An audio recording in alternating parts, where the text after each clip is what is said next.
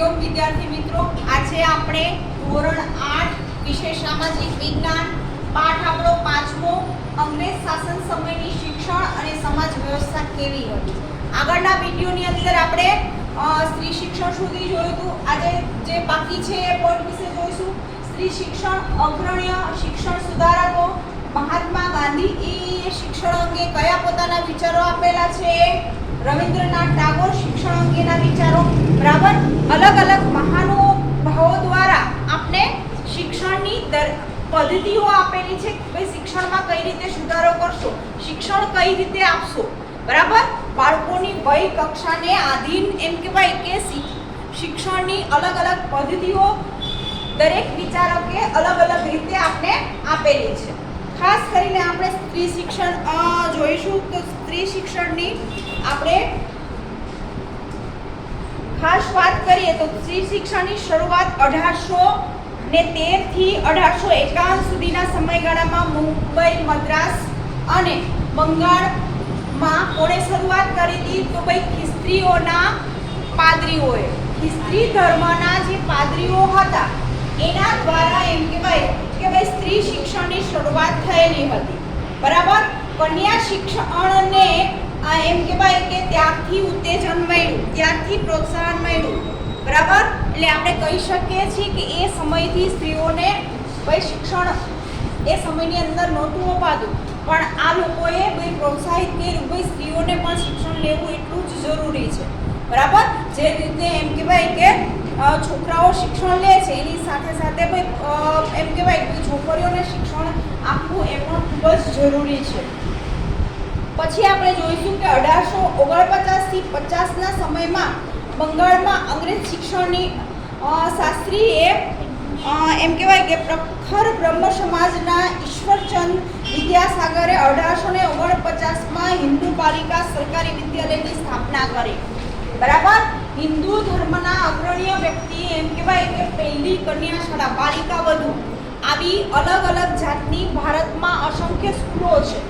તમને ના ખબર હોય તો અત્યારે હાલમાં પણ બરાબર ખાસ કરીને આપણે જોઈએ તો આવી બાલિકા વિદ્યાલયોની અંદર ખાવા પીવાથી માંડી કે ભણવાની ટોટલી જવાબદારી એ વિદ્યાલયની હોય છે, જ્યાં એમ કહેવાય કે દીકરીઓને રહેવાથી માંડી તમામ સુવિધાઓ ત્યાં આપવામાં આવે છે અને એ પણ મફત બરાબર। તો અત્યારે તમે જેમ જેમ આગળ જશો એમ એમ તમને ખ્યાલ આવશે કે અહીંયા તમે પ્રાઇવેટ સ્કૂલમાં ભણો છો એટલે ભાઈ ફી બેનું લેવલ સરખું છે બરાબર, પણ જેમ જેમ તમે આગળ જશો એમ તમને ખ્યાલ આવશે કે ભાઈ છોકરાઓ પાસે ફી પૂરેપૂરી લેવામાં આવે છે, જ્યારે એમ કહેવાય કે છોકરીઓ પાસે બહુ ઓછી ફી સાથે ભાઈ શિક્ષણ આપવામાં આવે છે। આગળનું જેટલું પણ હાઈ લેવલનું શિક્ષણ આવશે અથવા તો કોઈ કોમ્પિટિટિવ એક્ઝામ હોય તો એક્ઝામની ફીમાં પણ આ રીતે હોય છે, જગ્યામાં પણ આ રીતે હોય છે કે સ્ત્રીઓ માટે અનામત સીટ રાખેલી હોય છે બરાબર। તો એ બેનિફિટ ક્યારે મળ્યો? પણ પહેલાંના સમયની અંદર શિક્ષણ નહોતી લેતી છોકરીઓ, એટલા માટે એમ કહેવાય કે આવી અલગ અલગ જાતની એમ કહેવાય કે શિક્ષણની પદ્ધતિઓની અંદર આ વસ્તુઓ એડ કરવામાં આવી બરાબર, જેનો લાભ અત્યારે વર્તમાનમાં પણ આપણે લઈ રહ્યા છીએ। આગળનો ટોપિક બોલો, અગ્રણીય શિક્ષણ સુધારકો કયા કયા હતા? 19મી સદીના ભારતમાં આધુનિક કેળવણી પામેલો મધ્યમ વર્ગ ઊભો થયો। તેમાંના કેટલાક ખૂબ અગ્રણીય શિક્ષણ સુધારકો રહ્યા હતા। તેમણે જોયું કે ભારતમાં શિક્ષણનો અભાવ એ ભારતની ગુલામીનું મુખ્ય કારણ છે અને જ્યાં સુધી રાષ્ટ્ર શિક્ષિત નહીં થાય ત્યાં સુધી તો સર્વાંગી વિકાસ થઈ શકશે નહીં। એટલે આવા અગ્રણીય શિક્ષણ સુધારકોએ વ્યક્તિગત રીતે, સંસ્થાગત રીતે કે અંગ્રેજોની સાથે મળીને મોટા પ્રમાણમાં શૈક્ષણિક પ્રવૃત્તિઓ શરૂ કરી, જેમાં અગ્રણીઓ હતા રાજા રામમોહન રાય। તેમણે ઈસવીસન 1828માં બ્રહ્મ સમાજની સ્થાપના કરી। તેમણે વિલિયમ બેન્ટિકને ભારતના અંગ્રેજી કેળવણીની પ્રારંભ કરવા નૈતિક બળ પૂરું પાડ્યું હતું। તેમના પ્રયત્નોથી ભારતમાં અંગ્રેજી કેળવણીની પ્રારંભ થયો। તેમાં બ્રહ્મ સમાજના એવા જ અગ્રીમ નેતા ઈશ્વરચંદ્ર વિદ્યાસાગર બંગાળમાં ઈસવીસન 1849 અને 50માં શાળાઓમાં શરૂ કરવામાં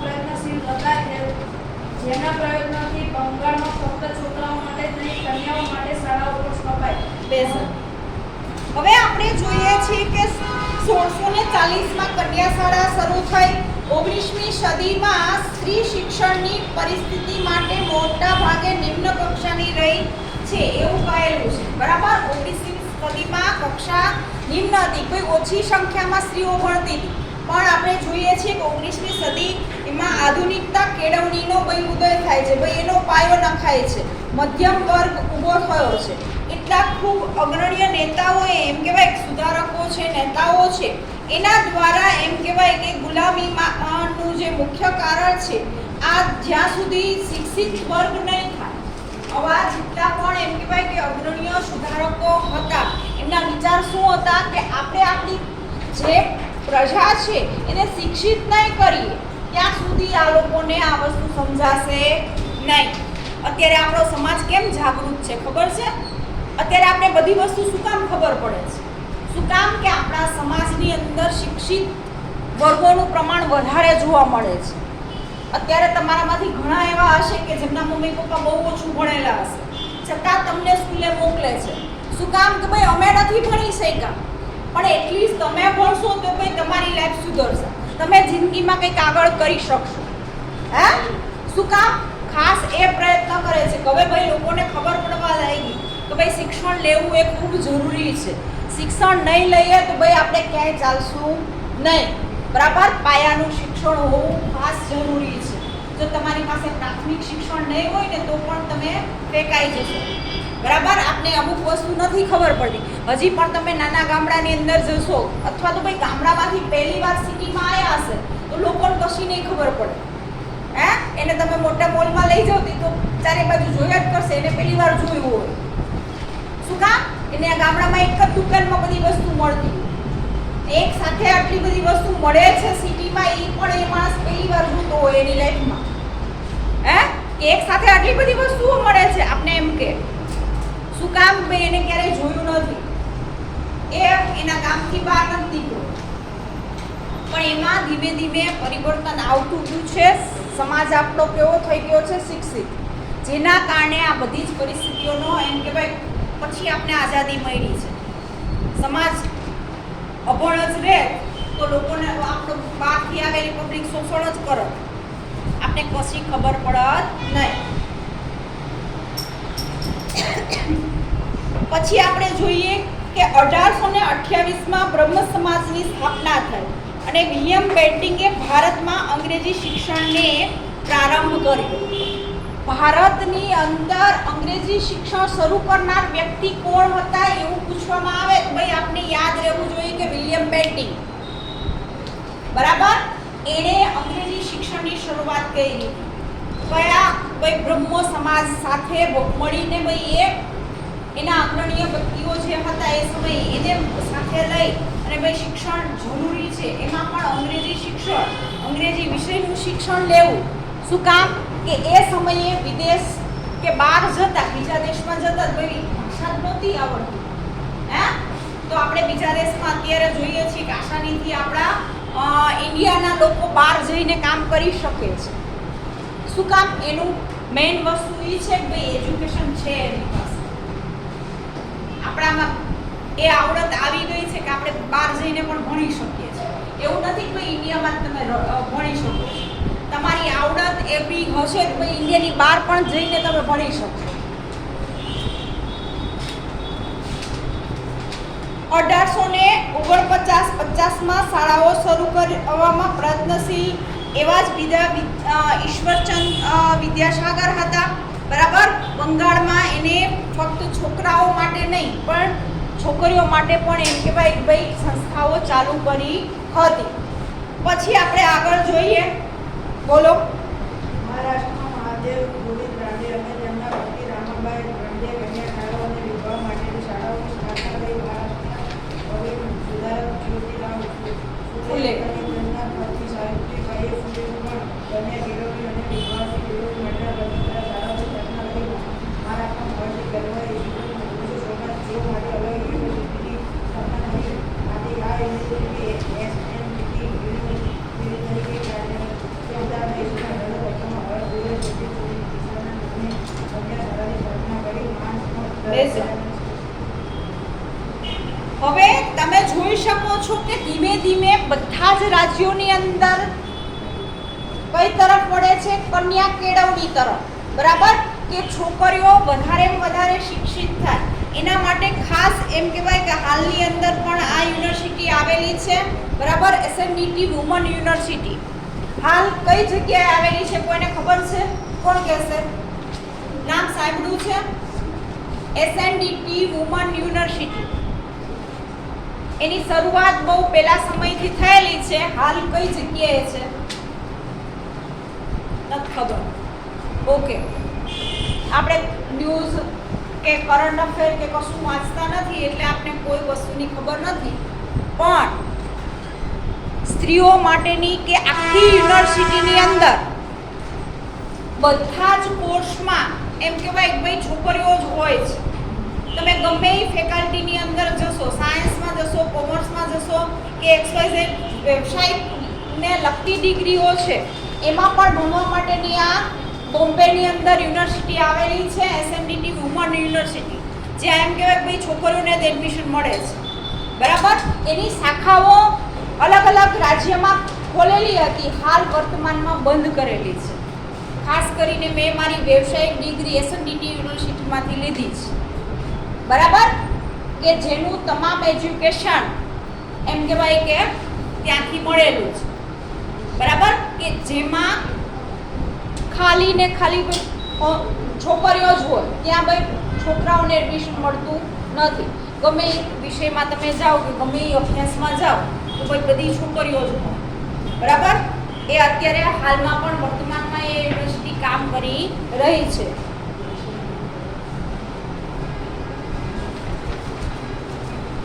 એના પછી મહાન સમાજ સુધારક દયાનંદ સરસ્વતી.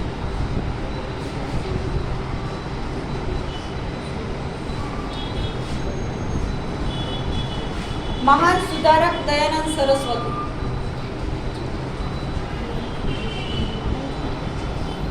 મહાન સમાજ સુધારક દયાનંદ સરસ્વતીએ પણ લાહોરમાં દયાનંદ એંગ્લો વૈદિક કોલેજની સ્થાપના કરી હતી. જ્યારે તેમના શિષ્ય સ્વામી સહજાનંદે ઈસવીસન 1902માં કાંગડી ગુરુકુળની શરૂઆત કરી હતી. સર સૈયદ અહેમદ ખાએ મુસ્લિમોમાં શિક્ષણનો વ્યાપ વધે તે માટે ઈસવીસન 1864માં ગાંધીનગરમાં અંગ્રેજી શાળા સ્થાપી તેમજ ઈસવીસન 1875માં અલીગઢ ખાતે એંગ્લો મોહમેડન ઓરિએન્ટલ કોલેજની સ્થાપના કરી. કેટલાક દેશી રાજવડાઓએ શિક્ષણ ક્ષેત્રે નમૂનારૂપ કરી શકાય તેવું કાર્ય કર્યું. વડોદરાના મહારાજ સયાજીરાવ ગાયકવાડે પોતાના રાજ્ય વડોદરામાં ઈસવીસન 1901માં મફત, ફરજિયાત અને સાર્વત્રિક પ્રાથમિક શિક્ષણની જોગવાઈ કરી. એટલું જ નહીં, 2 વિદ્યાર્થીઓને વિદેશની યુનિવર્સિટીમાં ભણવા જવા માટે શિષ્યવૃત્તિની શરૂઆત કરી. તેમના પત્ની ચિમનાબાઈ ગાયકવાડે દલિત વિદ્યાર્થીને વિદેશની યુનિવર્સિટીમાં ભણવા જવા માટે શિષ્યવૃત્તિ આપતો કાયદો કર્યો. તે જ રીતે ગોંડલના મહારાજા ભગવતસિંહજીએ 19મી સદીના છેલ્લા દાયકામાં ગોંડલ કન્યા વિદ્યાલયની સ્થાપના કરી. કન્યાઓ માટે મફત, ફરજિયાત અને સાર્વત્રિક શિક્ષણની જોગવાઈ કરી. ઓકે, હવે તમે જોઈ શકો છો કે આખા ભારતની અંદર એવું એક પણ ક્ષેત્ર નહોતું. ખાસ કરીને અહીંયા છેલ્લે જે ગોંડલ આપ્યું છે, હાલ સૌરાષ્ટ્રની અંદર નું સિટી છે, ત્યાં એમ કહેવાય કે ગોંડલની અંદર મહારાજા ભગતસિંહનું રાજ હતું. એ સમયની અંદર 19મી સદીની અંદર ભગતસિંહનું રાજ ચાલુ હતું. ભગતસિંહ બાપુએ એમ કહેવાય કે ભાઈ કન્યા શાળાની શરૂઆત કરી. ભાઈ કન્યાઓને એને પણ એમ થયું ભાઈ આ વસ્તુ સાચી છે, દીકરીઓને શિક્ષણ મળવું જ જોઈએ. તો આપણે કહી શકીએ છીએ કે ભારતનું એક પણ રાજ્ય એવું નહોતું કે ભાઈ ત્યાં જાગૃતિ ના આવી હોય શિક્ષણ બાબતે. ભાઈ દીકરીઓને પણ શિક્ષણ લેવું એટલું જ જરૂરી છે. ફરજિયાત અને મફત શિક્ષણ, સાર્વત્રિક શિક્ષણની જોગવાઈ શરૂ કરી. અત્યારે વર્તમાનમાં પણ આપણે જોઈએ તો 1 થી 8 ધોરણ સુધી તમામ ખર્ચ સરકાર ઉપાડે છે. આરટી દ્વારા જે એડમિશન મળે છે, બરાબર, એ એડમિશન 1 થી 8 ધોરણનો તમામ ખર્ચ ફીનો એ પ્રાઇવેટ ગમે એ સ્કૂલમાં ભણતું હોય બાળક, બરાબર, આર્થિક રીતે પછાત છે તો એવા બાળકોને ભાઈ સહાય સરકાર પૂરી પાડે છે, એવા બાળકોની ફી સરકાર ભરે છે, બરાબર. એવી અસંખ્ય સંસ્થાઓ પણ ચાલે છે. એવું નથી, ઘણા બધા સમાજ એવા છે કે સમાજ દ્વારા આર્થિક પછાત જે હોય, બરાબર, દાખલા તરીકે પટેલ સમાજ હોય તો પટેલ સમાજની અંદર આર્થિક રીતે પોતાના પટેલના દીકરા કે દીકરીઓ હોય અને ભણવામાં હોશિયાર હોય તો એ લોકો શું કરે છે, શિષ્યવૃત્તિ સ્વરૂપે એની આખા વર્ષની ફી હોય તો ફીથી માંડીને તમામ ખર્ચ એ લોકો ચૂકવતા હોય, બરાબર. એ શું થયું ભાઈ, સમાજની દ્રષ્ટિએ હેલ્પ કરે છે. એ ઉપરાંત ઘણા એવા ટ્રસ્ટ પણ છે ગવર્મેન્ટની અંદર, ગવર્મેન્ટની સહાય મળે છે, શિષ્યવૃત્તિ એને નામ આપવામાં આવ્યું છે, બરાબર. જે આર્થિક રીતે નબળા છે એ વિદ્યાર્થીને ભણવા માટેની કોઈ પૈસાની લોન મળે છે. તમારે ઉચ્ચ અભ્યાસમાં જવું છે, તમારી પાસે ફીની વ્યવસ્થા નથી તો ભાઈ એ ફી અમે ભરશું. તમારામાં જો તમારા રિઝલ્ટ ઉપર ડિપેન્ડ છે, તમારું રિઝલ્ટ કેટલું આવે છે, બરાબર, તમે કેટલું કરી શકશો એના ઉપર ડિપેન્ડ છે, એના ઉપર તમને શિષ્યવૃત્તિ મળે છે. જો તમારું રિઝલ્ટ ડાઉન હોય તો શિષ્યવૃત્તિ મળશે નહીં. આપણો આગળનો પોઈન્ટ જોઈએ, મહાત્મા ગાંધીએ શિક્ષણ અંગેના જે વિચારો આપેલા છે. હવે મહાત્મા ગાંધીને આપણે કોઈ ઓળખીએ જ છીએ, બરાબર, આપણા રાષ્ટ્રપિતા છે, નાનપણથી એમના વિશે તમે જાણો જ છો. પણ એમના દ્વારા અમદાવાદની અંદર, આપણે જે સિટીની અંદર રહીએ છીએ એ જ સિટીની અંદર આખી યુનિવર્સિટી સ્થાપેલી છે એમણે, બરાબર. અહીંયા ફોટા સાથે તમને આપ્યું છે, જ્યારે પણ સમય મળે ગુજરાત વિદ્યાપીઠની મુલાકાત લેજો, જ્યાં એમ કહેવાય કે ગાંધીના વિચાર ઉપર ચાલતું શિક્ષણ છે. ગાંધીજી પોતા જે વિચારતા હતા ને એ રીતે ત્યાં બાળકોને શિક્ષણ આપવામાં આવે છે. ત્યાં પણ વ્યવસ્થા એવી જ છે, ખાસ કરીને ખાદીના કપડાં પહેરે છે ત્યાંના વિદ્યાર્થીઓ. વિદ્યાપીઠમાં તમે જાઓ મુલાકાત લેવા તો જબ્બા અને એમ કે ભાઈ કે ખાદીના જ કપડાં હોય, જબ્બા અને લેંગા પહેરીને વિદ્યાર્થીઓ ફરતા હોય છે. છોકરીઓ પણ એમ કહેવાય કે ભાઈ ખાદીની ડ્રેસ પહેરે છે. ત્યાંના શિક્ષકો પણ એમ કહેવાય કે ભાઈ ખાદીના જ કપડાં પહેરે છે, ખાદીને વધારે મહત્વ આપે છે. એ ઉપરાંત ત્યાં વ્યવસાયિક શિક્ષણ પણ અપાય છે. તમે જે રીતે અહીંયા પાઠ્યપુસ્તક ભણો છો એ સાથે સાથે બીજું પણ તમને કામ ત્યાં શીખવાડવામાં આવે છે. કે એ શિક્ષણ મેળવ્યા પછી એક પણ સ્ટુડન્ટ એવો ના હોય કે એની પાસે કામ ના હોય. જ્યારે પણ મુલાકાત લેવાની ઈચ્છા થાય તો આશ્રમ રોડ ઉપર આવેલી છે ગુજરાત વિદ્યાપીઠ, ખાસ મુલાકાત લઈ આવજો એટલે તમને ખ્યાલ આવે કે ભાઈ કઈ રીતે ત્યાં શિક્ષણ અપાય છે, ત્યાંના વિદ્યાર્થીઓ કઈ રીતે ભણે છે. આજે પણ નીચે બેસીને ભણે છે, ત્યાં બેન્ચીસ છે નહીં, નીચે બેસીને પેલા ઢાળિયા આવે ને, શું કહો તમે, એ રીતના ઢાળિયા રાખેલા હોય અને નીચે બેસીને ભણે છે. કપડાં કાઢવાથી માંડીને બધું જ કામ કરવાનું. સવારમાં 5 વાગ્યામાં ઉઠી જવાનું, તમારું બધું રૂટીન પતાવી દેવાનું, પ્રાર્થના કરી અને રેડિયો કાઢવા બેસી જવાનું. આસનિયા બનાવતા, શેતરંજી બનાવતા, આ બધી જ વસ્તુઓ શીખવાડે છે તે. આ એક જાતનું વ્યવસાયિક શિક્ષણ છે. એના દરેક વિદ્યાર્થીએ કરવું કમ્પલસરી છે. દરેક વિદ્યાર્થી ભણવા જાય પેલા દરરોજ આ કામ કરવાનું. આખા દિવસમાં જેમ તમે લખવાનું હોમવર્ક કરો છો એ જ રીતે આમાં હોમવર્ક આપ્યું હોય કે આટલું તારે કાપડ વણીને જ આટલું કામ પૂરું કરી પછી ઊભું થવાનું તારે.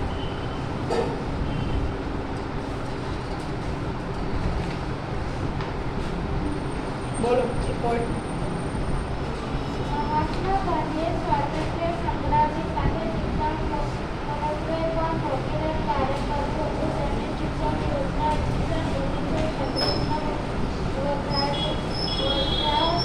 યોજના તરીકે જાણીતી ડૉક્ટર ઝાકીર હુસૈનના વડપણ હેઠળ તેમણે એક શિક્ષણ સમિતિની રચના કરી હતી. તેમના મતે પ્રારંભ કરતા એ શિક્ષણનો અંત કે પ્રારંભ નથી, તે તો માત્ર એક સાધન છે કે જેના દ્વારા પુરુષો અને સ્ત્રીઓને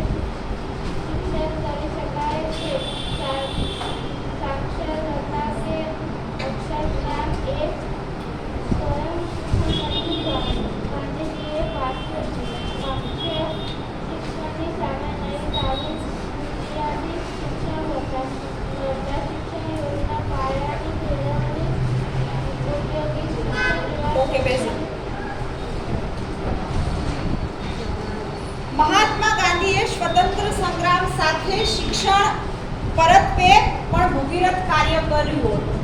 ભાઈ શિક્ષણની પ્રણાલી પણ શિક્ષણ મેથડ, શિક્ષણ કઈ રીતે આપવું વિદ્યાર્થીઓને, બરાબર, કે કઈ ઉંમરના બાળકને કેટલું શીખવવું, કઈ વસ્તુ શીખવવી, આ બધી જ વસ્તુઓ એમ કહેવાય કે એને આઝાદી આપવાની સાથે સાથે આ પણ વસ્તુ શીખવાડી, બરાબર, કે તમે આ બાળકોને આ રીતે શીખવાડો, બરાબર. ખાસ કરીને વ્યવસાયિક શિક્ષણની જ્યારે અમે શિક્ષક બનવું હોય તો એની જ્યારે ડિગ્રી લેવા જઈએ, ભાઈ એનો અભ્યાસ કરતા હોય ત્યારે આ વસ્તુ શીખવવામાં આવે કે તમારી સામે અજયના 50 વ્યક્તિઓ છે, તમે બધા અજયના જ છો, અચાનક ભાઈ ક્લાસમાં અમને મોકલવામાં આવે, ભાઈ તમે કઈ રીતે હેન્ડલ કરશો? શું કામ કે 50 વિદ્યાર્થીઓમાં હોશિયાર વિદ્યાર્થી પણ છે, મધ્યમ પણ છે અને તોફાની પણ છે. આ બધાને કઈ રીતે એક સાથે એકજૂટ થઈને 35 મિનિટ બેસાડી રાખવા અને પાછું શિક્ષણ પણ આપવા વિષય. આ વસ્તુ કેમ કરશો, કઈ રીતે ટેકલ કરશો, એ બધી જ પદ્ધતિઓ એમ કહેવાય કે એ શિક્ષણની પદ્ધતિઓની અંદર, એના વિચારોની અંદર આપણે બધી શીખવેલી છે.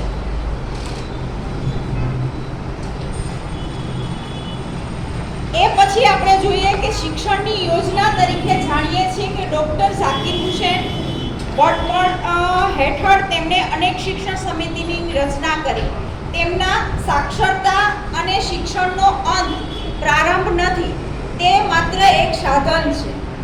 સાક્ષર થવું, અક્ષર જ્ઞાન મેળવવું એટલે ભાઈ આપણે પારંગત થઈ ગયા એવું માનવું નહીં.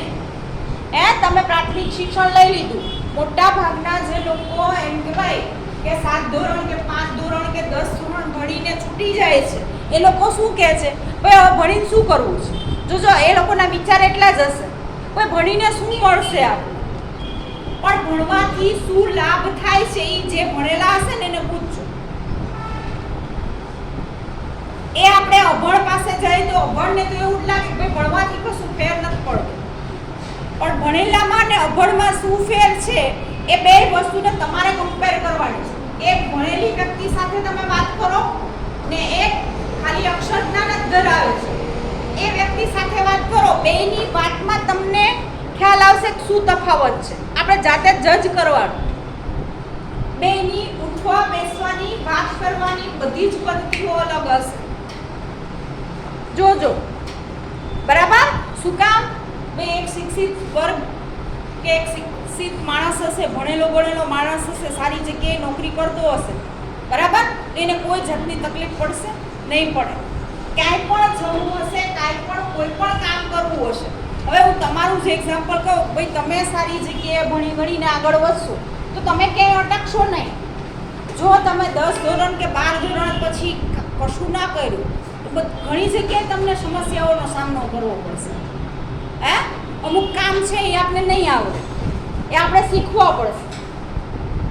એવું નથી કે નહીં શીખી શકીએ, શીખી શકીએ, ભાઈ ડિગ્રી ના હોય તો પણ શીખી શકીએ, પણ આપણે મુશ્કેલીઓનો સામનો કરવો પડે જો ભણેલા ના હોય તો.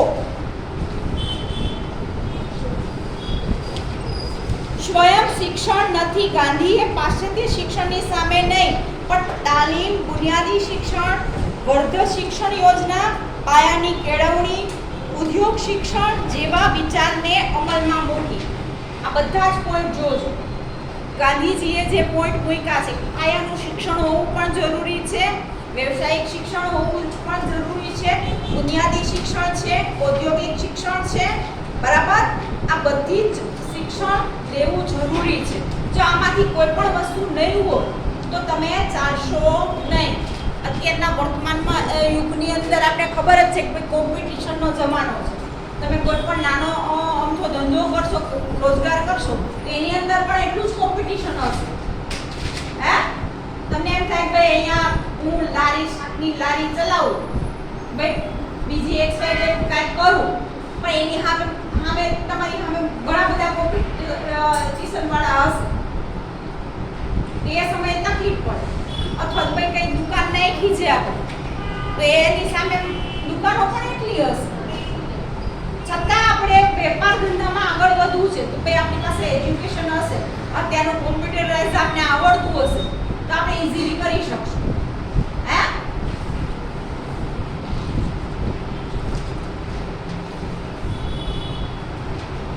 ગાંધીજીનું માનવું હતું કે પ્રચલિત શિક્ષણ વિદ્યાર્થીનું યોગ્ય જીવન ઘડતર કરવામાં અને તેને રોજગારી આપવામાં નિષ્ફળ નીવડ્યું હતું. તેઓ પાયાના શિક્ષણને સ્વાયત્ત અને વ્યવસાયલક્ષી ઓપ આપવાના મતના હતા. તેમને મતે પ્રાથમિક શિક્ષણનો અભ્યાસક્રમ 7 વર્ષનો રાખવો જોઈએ, જેમાં વિદ્યાર્થીને વિભિન્ન વિષયોનું સામાન્ય જ્ઞાન અને ક્રમશઃ એક હુનર શીખવવો જોઈએ. પ્રાથમિક શિક્ષણ માતૃભાષામાં આપવાના તેઓ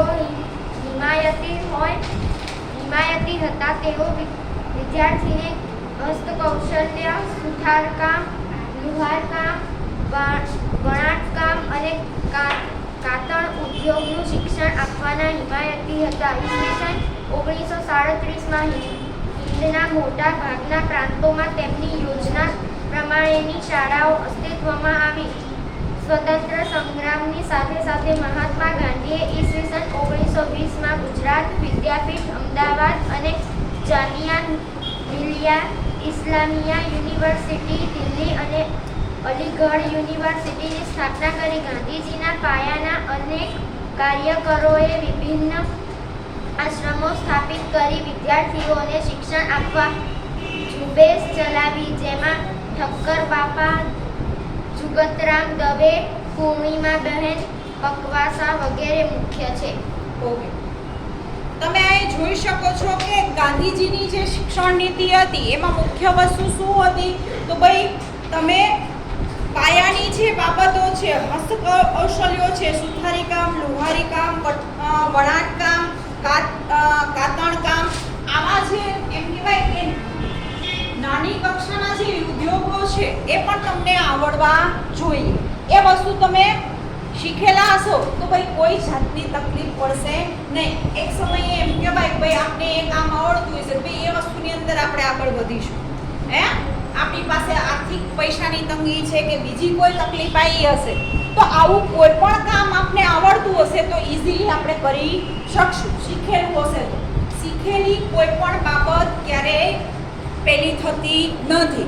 બરાબર, તમે કોઈ પણ કામ શીખેલું હશે એ ભાઈ નાનું છે એવું માનીને ચાલવાનું નહીં. એટલે જ ખાસ કહું છું કે જેની પાસે ખેતીવાડી છે એ વેકેશનમાં ખાસ જાઓ અને એ વસ્તુ શીખો. ક્યારેક તમે કરેલું હશે તો ફ્યુચરમાં કરવાનો વારો આવે ત્યારે ભાઈ તકલીફ ના પડે. જોયેલું હશે તો પણ આવડશે. બરાબર, તો જે વસ્તુ આપણી પાસે છે તો એનો વસ્તુ શીખવાનો પ્રયત્ન કરવાનો. ફ્યુચરમાં કાંઈ પણ તકલીફ આવે તો એ વસ્તુ આપણા માટે ઓપ્શન રહે. મને આ વસ્તુ આવડે છે તો એ વસ્તુ કરી શકીએ. બરાબર, એ જ રીતે આપણા બીજા વિચારક છે રવિન્દ્રનાથ ટાગોર, જેણે શિક્ષણ અંગે પોતાના વિચાર રજૂ કર્યા હતા. મીત બોલો.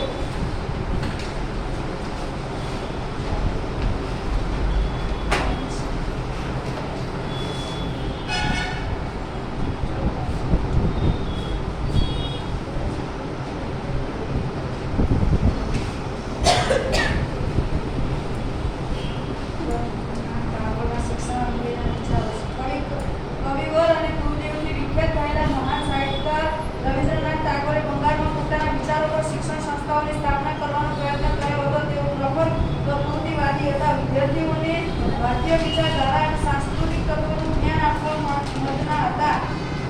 પ્રકૃતિના ધનિષ્ઠ સાનિધ્યમાં જ્ઞાન મળી શકે તેઓ પ્રકૃતિમૂલક શિક્ષણના હિમાયતી હતા. તેમના મતે શિક્ષણ એ બાળકના સર્જનાત્મક વિકાસ કરી શકે છે તેવું હોવું જોઈએ. તેઓ માનતા કે શિક્ષણની કઠોર શિસ્તથી બાળક મુક્ત હોવું જોઈએ અને બાળકની કલ્પના શક્તિ અને કુતૂહલ વૃત્તિ વિકસે તેવી શિક્ષણ વ્યવસ્થા હોવી જોઈએ.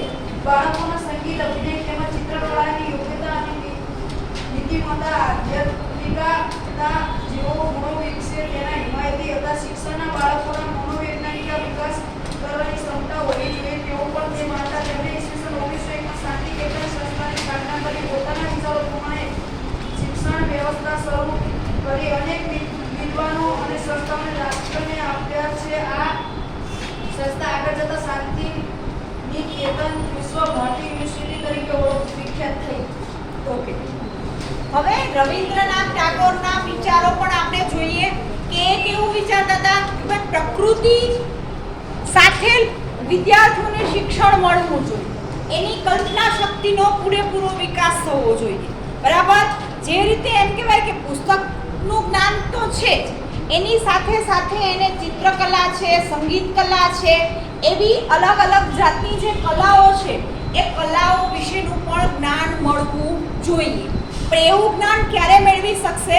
ભાઈ સ્વતંત્ર વિચારવાળું વાતાવરણ ખૂબ જરૂરી છે. બરાબર, પ્રકૃતિ આજુબાજુ પ્રકૃતિ હશે તો તમે આવું વિચારી શકશો. બરાબર, કવિ બનવું, લેખક બનવું એ વસ્તુ આસાન નથી. આપણે એમ થાય કે ભાઈ કવિતા લખવી છે તો એ એમનેમ લખાઈ જાય છે?